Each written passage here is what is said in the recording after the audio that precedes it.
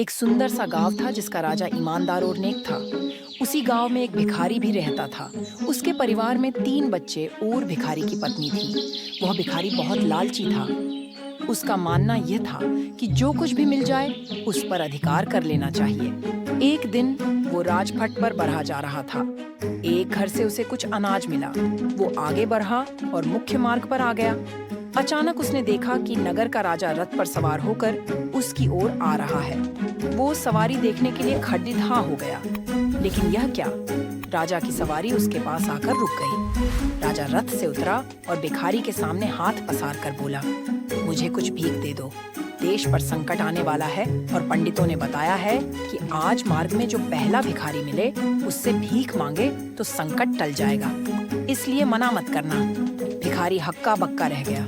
राजा देश के संकट को टालने के लिए उससे ही भीख मांग रहा है। भिखारी ने झोली में हाथ डाला तो उसकी मुट्ठी अनाज से भर गई। उसने सोचा इतना नहीं दूंगा। उसने मुट्ठी थोड़ी सी ढीली कर दी और अनाज के कुछ दाने भरे। लेकिन फिर सोचा कि इतना भी नहीं दूंगा। अगर इतना दिया तो तुम्हारा क्या होगा? ये सब सोचते विचारते उसने अनाज के 5 दाने राजा को दे दी।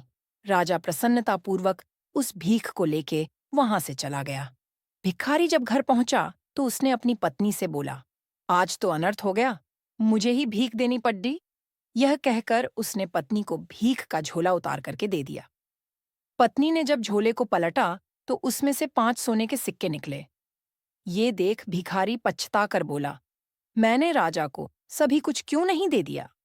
अगर मैंने पूरा झोला राजा को दे दिया होता तो आज मेरे पास कितने सारे सोने के सिक्के होते और हमारी गरीबी हमेशा के लिए मिट जाती।